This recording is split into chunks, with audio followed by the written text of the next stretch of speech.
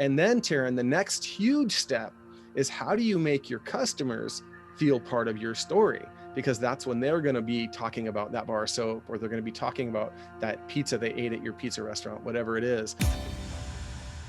This is such a powerful episode with Erik Severson. He is an author and a speaker, motivational coach, business development coach, and an absolute phenomenal guy who has based his entire career on his love for adventure and exploring. If you've ever been standing on top of a mountain and you know that feeling of inspiration and perspective, then this is the episode for you, because he talks about how to tap into that and find greater meaning and purpose in your life.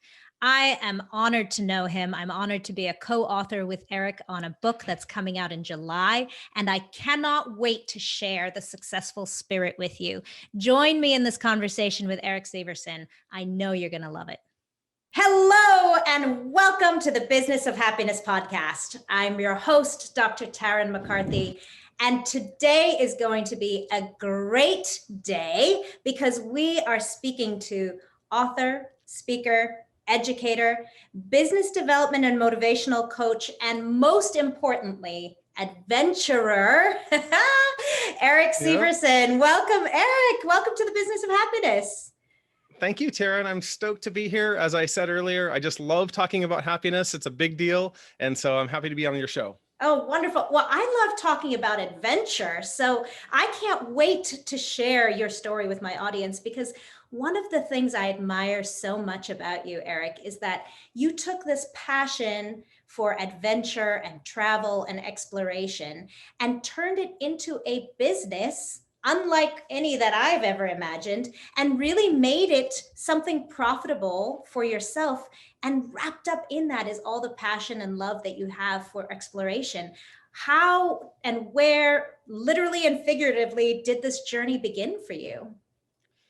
So it started way back when I just wanted to do things that were a little bit, I like to say I always wanted to see what was around the next corner. Even when I was a kid, I'd go down the street and I'd see what was around the next corner. I'd want to see what was behind the woods in the back of my neighborhood.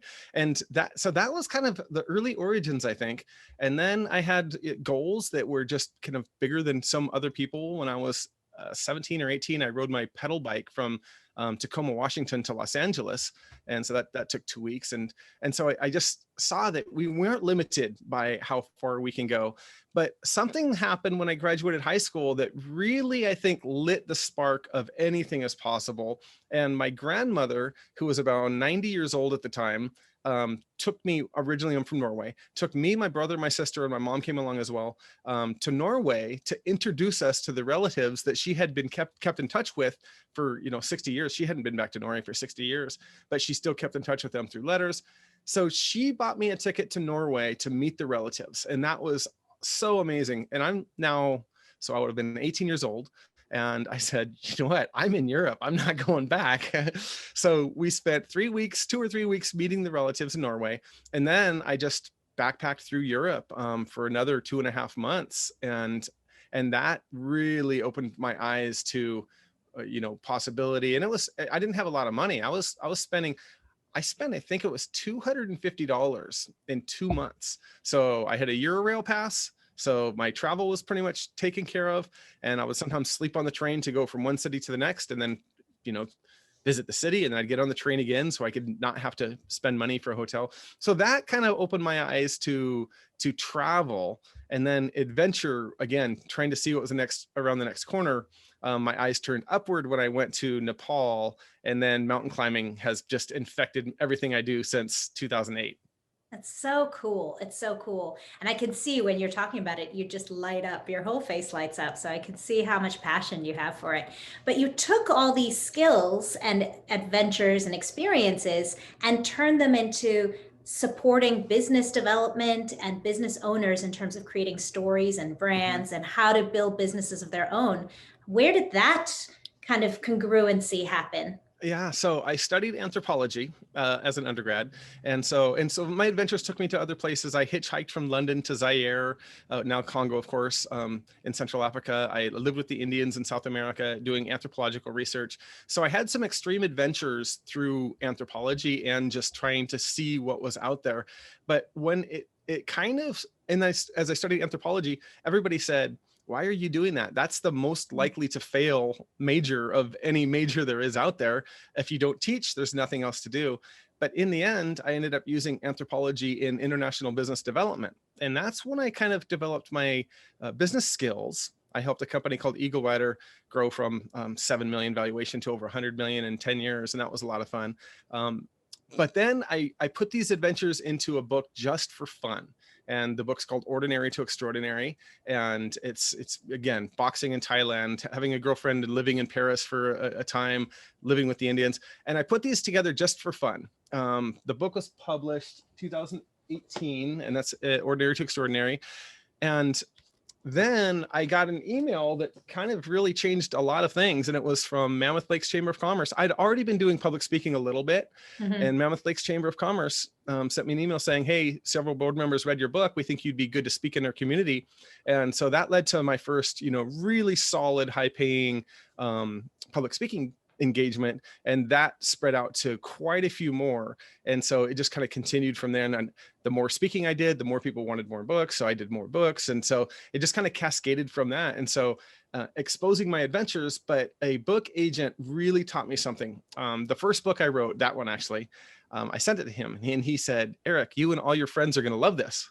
And I said, that's not a compliment, is it? And he said, no, it's all about you. And so I spent a year working at how did I find happiness from my life. And I took from Emily Esfahani Smith. She's got a book called The Power of Meaning. And she says, people are searching for happiness, but what they really want is meaning.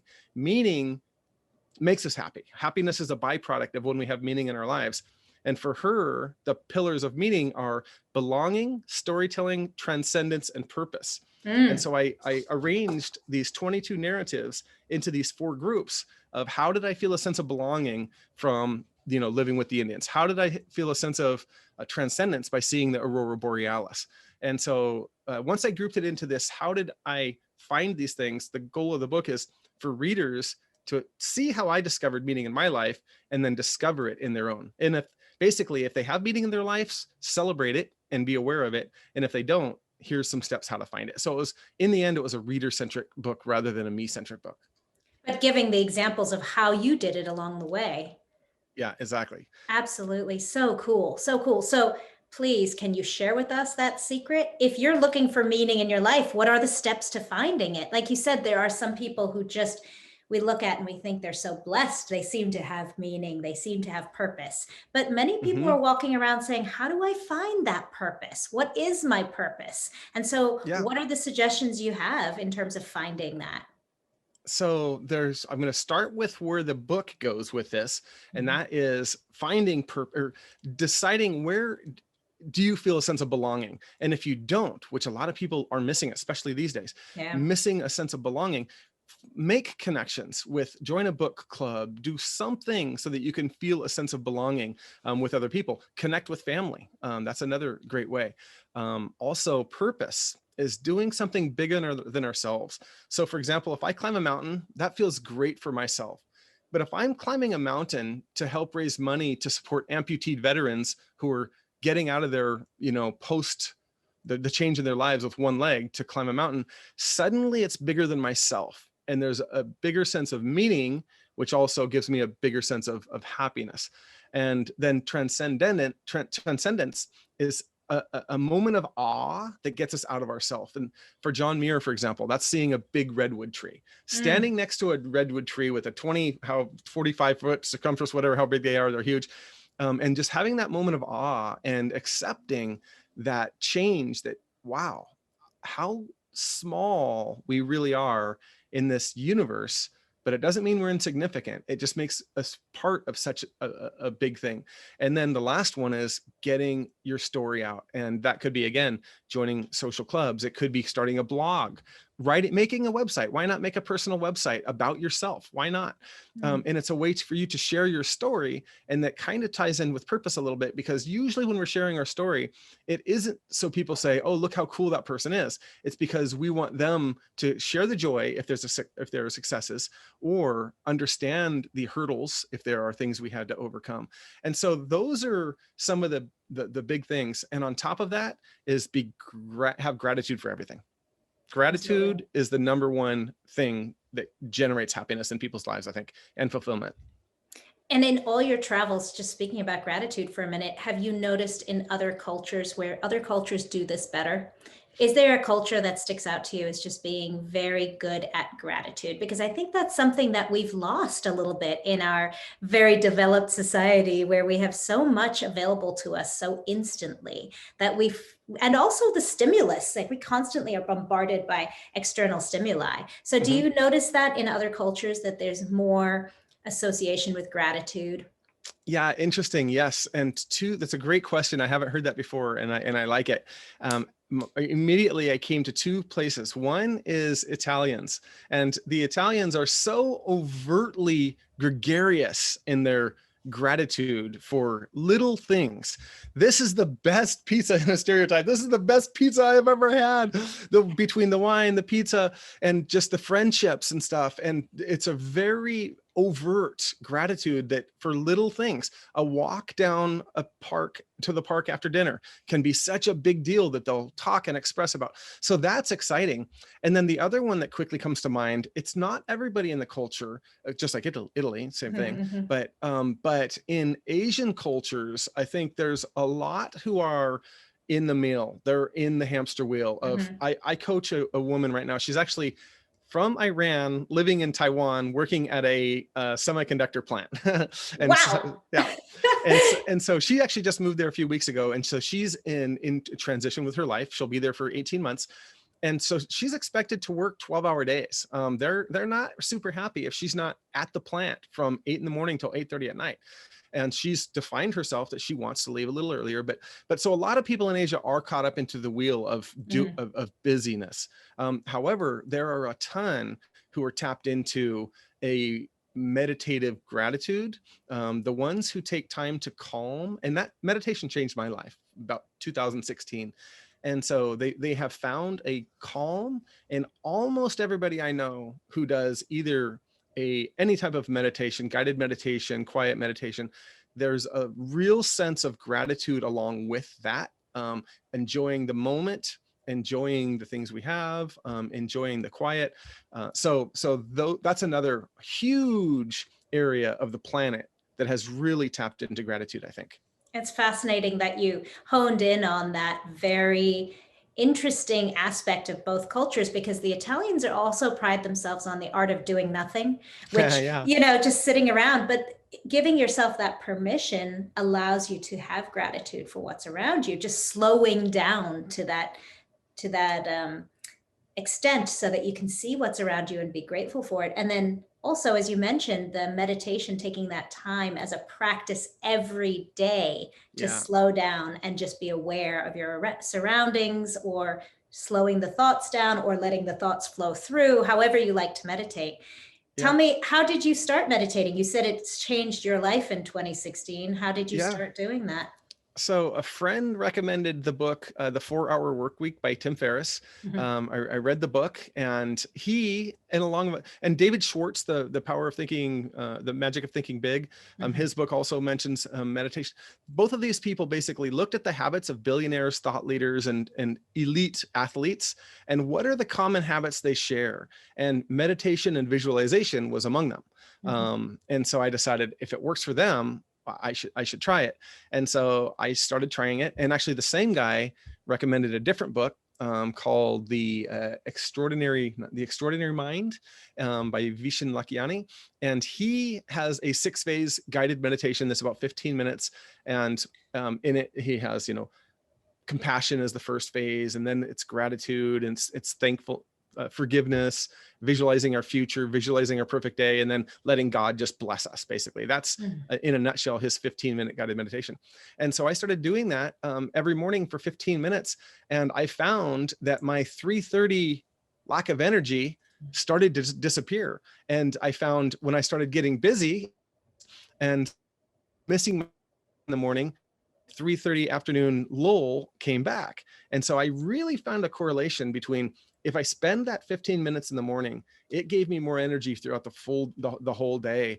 And part of it is because it did, because I'm pretty busy most of the time. It allowed me that 15 minutes to simply do nothing other than let these words flow over me. And wherever my mind went, I didn't care. If I was thinking about my day, if I was in some transcendental moment, whatever it was, I didn't care, as long as I just spent those quiet times and let my mind drift. So cool. So cool. I've been talking to a lot of people about how different entrepreneurs find and step into meditation. And one of the things that I know kicked off my meditation journey was running, and realizing that actually running was almost a meditation in motion for me in certain regards. Did you find that as well when you reflected on hiking up those mountains, in the middle of nowhere, when you were by yourself, and just that meditative plodding, one foot in front of the other? You do get into this meditative place when you're out on adventure.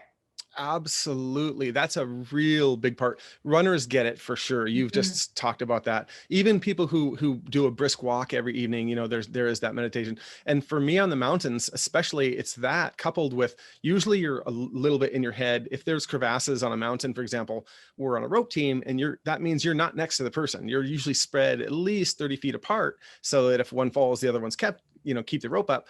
And so you're in your own head, chomping up this mountain, a glacier maybe, and then the fatigue hits in. And then what are we thinking about? I guarantee I'm not thinking about how much gas is in my car. I'm not thinking about what next car I want to have. I'm thinking about my family. I'm thinking about, things that are so fundamentally important to me. And sometimes I drift back to my training, and my kids, they're 15 and 16 years old now, and they usually train with me a lot.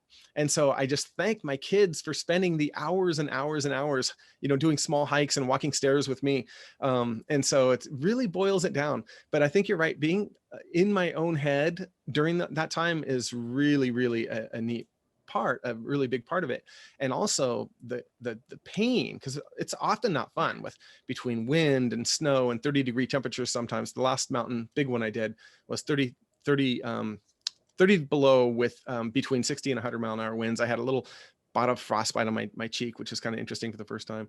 But during that time, it's miserable, but at the same time, it pushes us so deep to think about what is important to us, and it makes us decide how far can we push ourselves, and how far are we willing to push ourselves. And it's always impressive to me how far we can go, further than most people think. Absolutely. And then add on a purpose bigger than yourself, and you can go even further. Yeah, absolutely. Yeah. Yeah, very cool. So when you talk to different business owners, business developers, what are some of these same lessons that you bring into your discussions when you're coaching them on their business development? Because one of the things that you like to talk about is creating a company story. And how does that relate to your adventures and your experiences with travel? And how does that benefit their businesses in the long run? Yeah, absolutely. So first, when I published my first book and I was asked to do some public speaking, David Brownlee, he's a great speaker from San Diego. And I've known him, I've been riding motorcycles with him since for 22 years. And he's a few years ahead of me in this kind of speaking journey, big shot. And so I went to him, and he was one of the first people who said, "What's your story?" And I go, "What do you mean? I got a whole book about stories. I've got tons of them." And he's like, "No, what's your core story that you can share that made you who you are, that people can learn from?" And basically it was, I had a machine gun in my mouth in Africa, and the fear that I experienced during that time, and then subsequently in other situations like a job interview that I really wanted, when I started to be overcome by fear, I realized, you know what, 6 weeks ago I had a gun in my face. I want this job, but it's not that big of a deal. And so it helped put things into perspective. So my story is, fear is meant to make us smarter, sharper, faster for short periods of time. So we need to embrace fear. So that's my story. And now when I talk with companies, I just do what Brownlee did to me, is I say, "What's your core company story?" And usually they have the same reaction. What do you mean? "I make bars of soap." yeah, but what's different about your soap? Why does somebody want to buy your soap for $10 when they can buy a block of ivory for $3? Oh, because we use local products and there's a certain tree leaf that's embedded in our soap. And so how did you come to this? Oh, because of, and then so we find their story of how they created for this product, for example, how they created the product. And then that's what connects people to their product. It's not the soap. They can wash their hands with anything. It's about the story of the company. So helping companies find what their story is and make that front and center. And then, Tarryn, the next huge step is how do you make your customers feel part of your story? Because that's when they're going to be talking about that bar of soap, or they're going to be talking about that pizza they ate at your pizza restaurant, whatever it is. Because people have choices of pizza restaurants. If something happens different from your company's story and you include the customer in that, they're going to want to come back for one, and they're going to want to share it with everybody they know. So good. Yeah. As you were mentioning that, I realized you were talking about four very clear steps. And the first one is that connection. That's what the story makes. It connects with your audience. And then in order to write your story, you have to be very clear. So it's creating a certain amount of clarity for yourself. I'm sure that taking your business owners through this journey makes them become much more clear on what matters to them and the values and the purpose behind their business.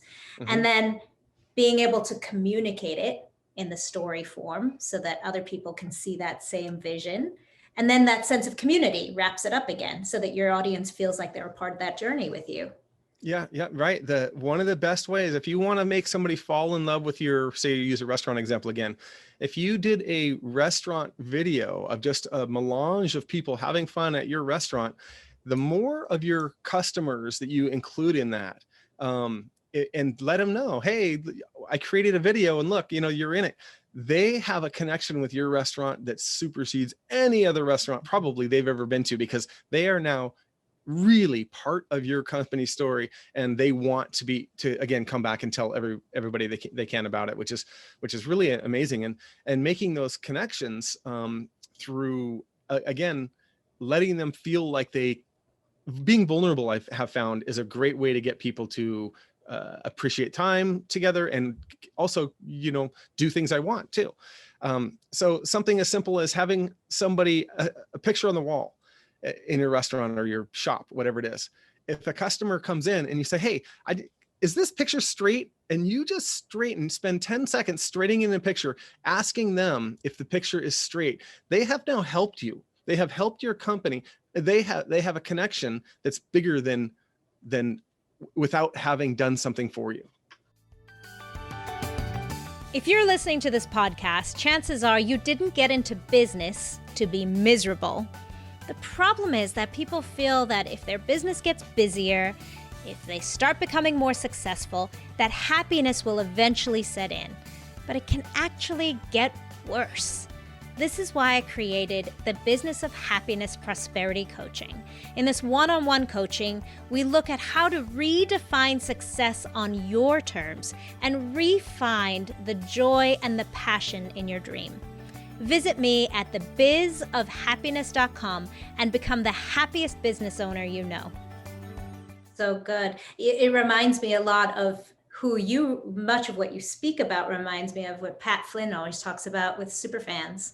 Creating superfans, and those are your customers that are most loyal to you, will follow you, buy tickets to your concert 4 states away, and involving them in the process. And so you're saying that creating a story and involving them in it helps support and create those superfans. Yep, absolutely.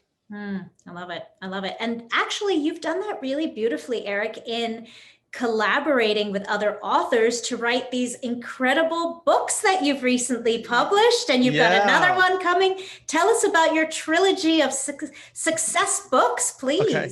So this is just one of those things where I think everything happens for a reason. And so I told you my first book came out. That did so well with the public speaking that in January 2020, I left my executive position to do public speaking full time. With my virtual assistant, we booked a pretty good schedule for 2020. And then, of course, in March 2020, everything disappeared. Plans changed. Plans changed. So I'm sitting home with no job, not a single cent projected of income for 2020. My wife wasn't working. And so I thought, what am I going to do? And I experienced, Tarryn, a stress that I hadn't experienced before. And it started to cripple me a little bit. And I literally had to say, I've been talking about overcoming stress for 2 years.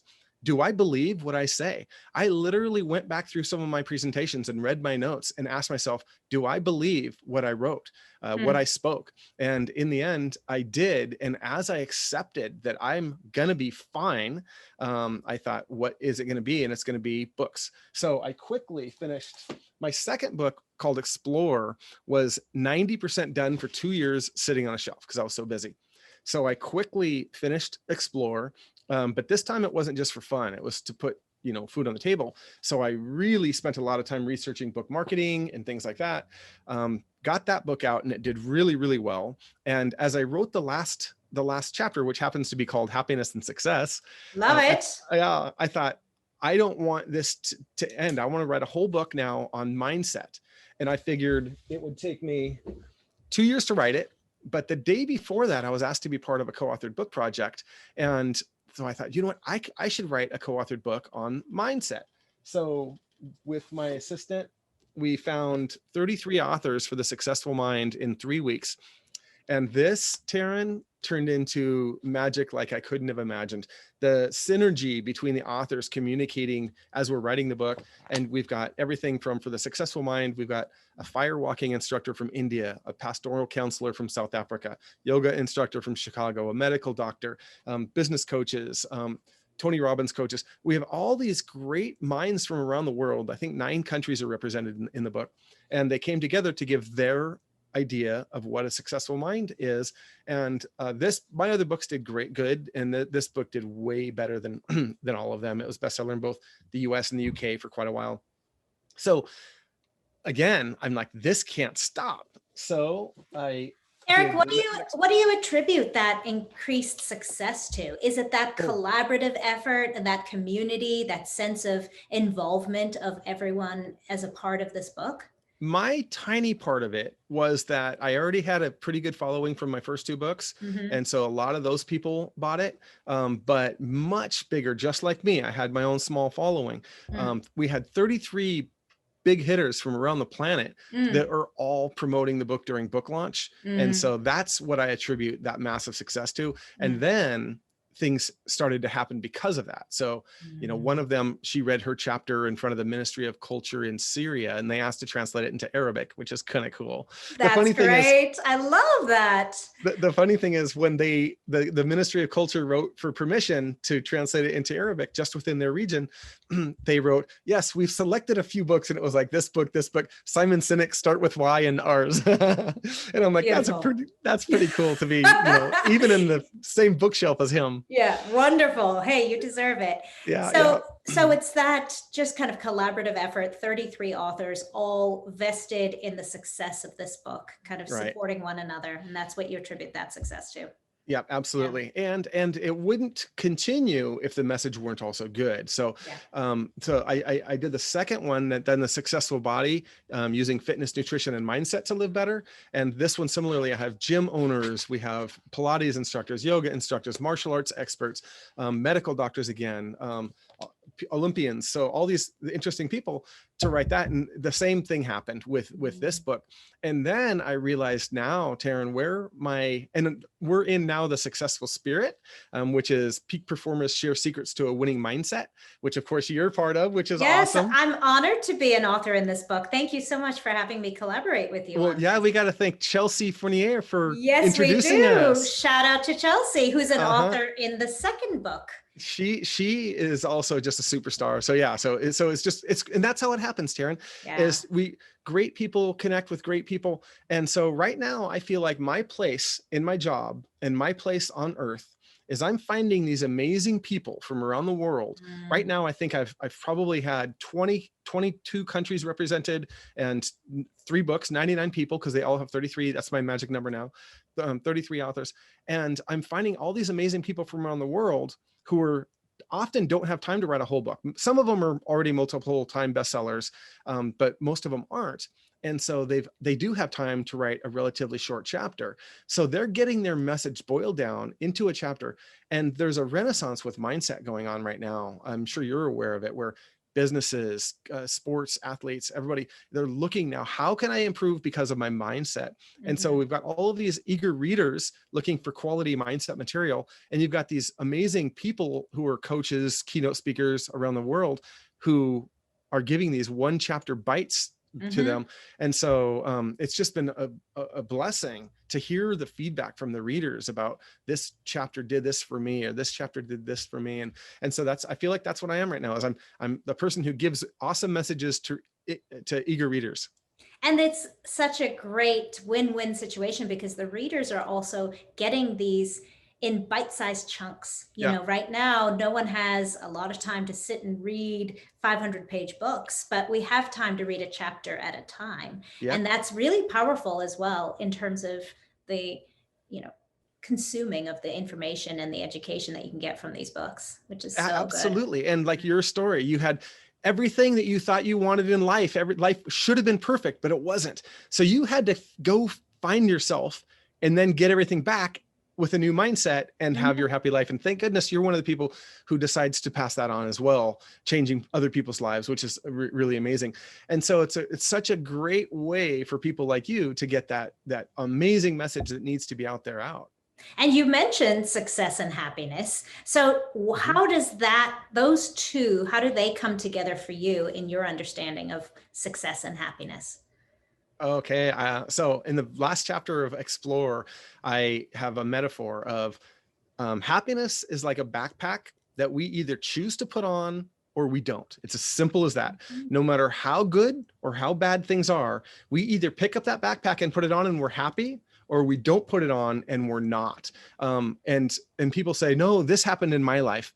Sisyphus, I think you probably know the myth of Sisyphus. He was damned to roll a rock up a hill for eternity. But Albert Camus says, as long as his shoulder's pushing this rock up the hill, as long as he's conscious, he can still choose his mental state. Sisyphus can. And for me, my dad died an untimely death in 2019. I was sitting at work at the company I was working for. I got the phone call from my sister, and I had to decide, how am I going to react? I could have been mad at the doctors. I could have been mad at God. I could have been upset. I could have wallowed. I could have done all of these things. But I asked myself, how would my dad want me to respond? And I walked out, told my coworker, hey, I'm going home. My dad died. Went home. Even before going into the house, I walked to the back garage, got my lawnmower, and I started mowing my lawn. Because my dad was a really hard worker. And that's how I celebrated him, is to work, just mow my lawn, thinking about his life, celebrating the good things of his life, not yelling at the universe for his bad ending. So that's an example of choosing happiness when I could have chosen something different. And success is like a path, simple. It's like the backpack. We either choose to follow it or we don't. And you could be successful with a good, thriving business that you own that's worth millions of dollars, or you could be successful with a great idea and a bunch of debt. As long as you're waking up every day and you're excited to be working towards that goal, I don't think either one is more successful than the other. They're on the same path, and neither point in the path is more successful than the other. And a path has an idea of not really ever ending. Exactly. So you could continue to grow in your success, or you could choose not to, I guess. But there's no ultimate destination, essentially. Absolutely. And the path can change. It's, the path doesn't have to be a straight arrow going in one direction.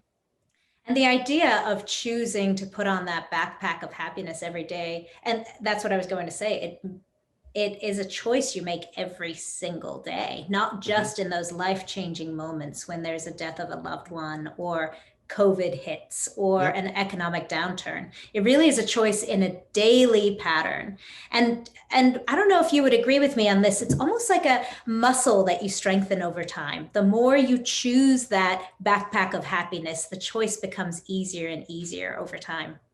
Absolutely. I remember there was a time in my life where almost every morning when I was waking up, I would just say, the F word in my head. It was almost the first word that popped into my head as I was waking up during this short period of time.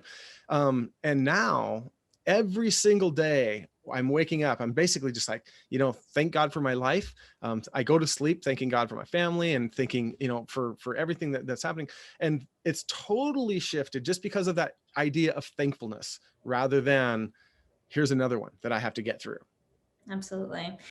So my question was, have you found this to be in other cultures as well? Have you noticed this? You mentioned other cultures doing better in terms of gratitude, but in terms of choosing happiness, is there a culture that you've explored that you've noticed does this better?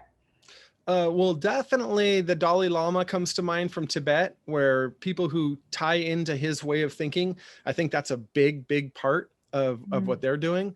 And that's the quick one that comes to mind. I think a lot of individuals within a lot of cultures do, not a lot, but a percent of them, and they're easily noticed. But as a culture, the only one that really comes to mind is the idea of the Dalai Lama's ideas of basically same thing, almost choosing happiness. Absolutely. So what is one thing that you are learning to conquer now? What is something that's stuck in your path in terms of your success, that pebble that you need to shift to the left so that you can continue down your pathway of success? So I have so many goals that I sit and I look at them and I say to myself, I cannot reach all of them in my lifetime. There's no way. So I'm coming to terms with the fact that I'm having to prioritize. Before I would try and chase them all full speed ahead. And I'm having to prioritize my goals as, I'm just 52 years old. And, I see exactly how much time, not exactly, but I see that my time is finite. And I'm so excited to do so many things that I do have to prioritize. And so that's one of them. And the second one is in the same vein. We spoke about, I got a house recently and we're going to do a remodel. I want the remodel to be done like that. I would love it to be done in 3 months. And I'm resolved that it's probably going to take a year. And since I'm not great, I'm pretty good at the hammer, but I'm going to rebuild my house. I don't have the ability to do it all myself. So I'm relying on other people to get it done. And it's not going to be done on exactly my timeline. And so I have to just be resolved that, you know what? I'm going to enjoy this year. I'm not going to like my house until it's done. The remodel's done, pretty substantial remodel. I'm going to enjoy it now. And in a year, it'll be done. So. Yeah. Not delaying happiness or success, but Nope, living in the exactly. moment. Yeah. Yep, exactly. Wonderful. And same thing with my business goals. I would love it if I had 10 books done right now, but I don't. I've got, 4, and I'm happy with that. And I have an idea for 10.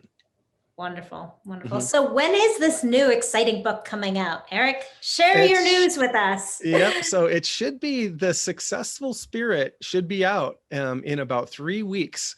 So I'm super stoked for that. Book launches are so fun for me. I get to, email people I know. I get to, share it with my, people on social media. And it's just so exciting to follow the book launch and, hope it does well. Do our best to choose the right categories. Do your best to make sure everybody knows about it.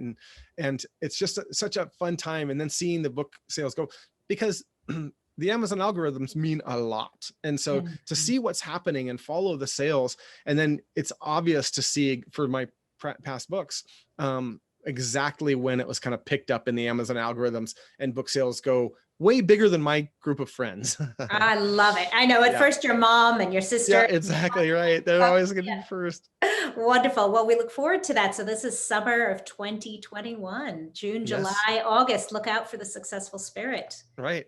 Fabulous. So before I ask you our final questions, this is just such a great conversation. I could talk to you all day, Erik, but before we ask you those final questions, how can my audience find you? We'll put all your links in the show notes, but for any of our audience members who are driving, listening to this podcast and would like to reach out and interact with you individually, how can they find you?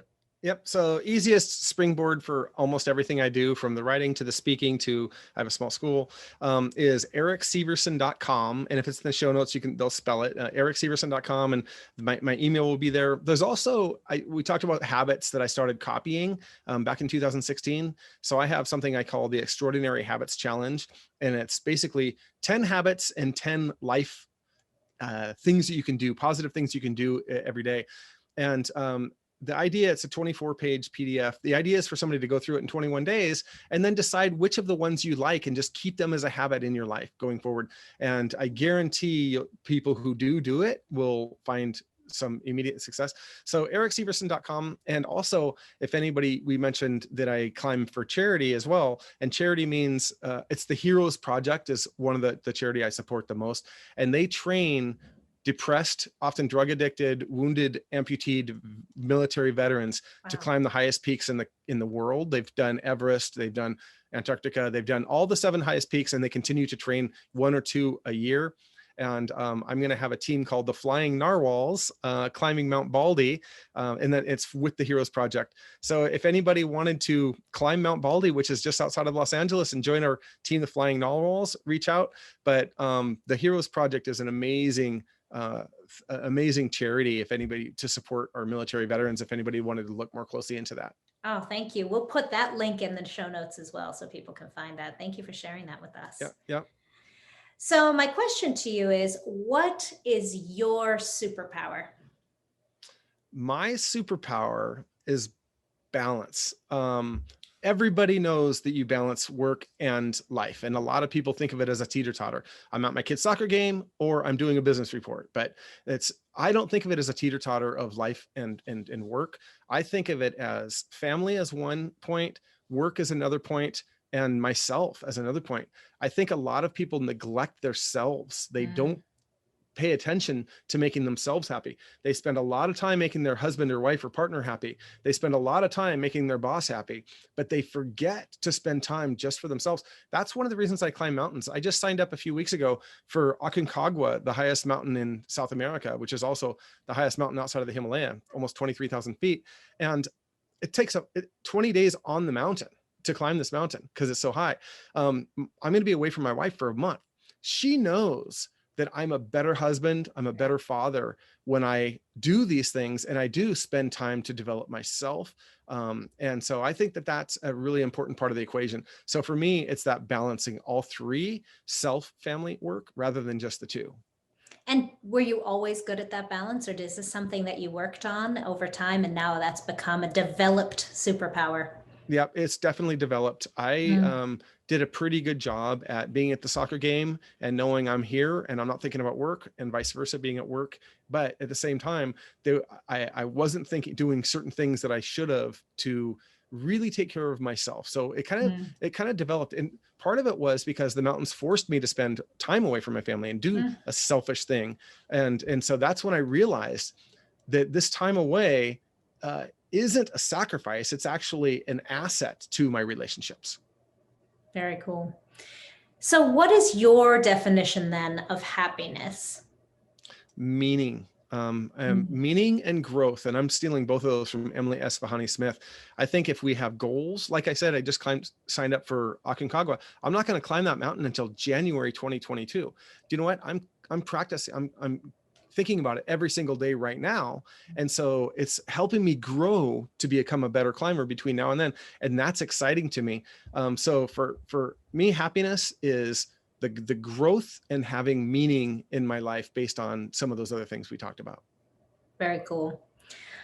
Wow, this is so great, Erik. I love all the messages that you have to share with us. I love hearing your stories. I love hearing how you came to these understandings and these superpowers. If all of your writing, this is going to hurt, Erik, get ready. Yeah. If all of your writing were to disappear, and if this really excellent website with all the blog that I was just so fascinated reading were to disappear, and you knew that all of us could be listening for 30 seconds to hear a really special one last message from Erik Severson, what would that be?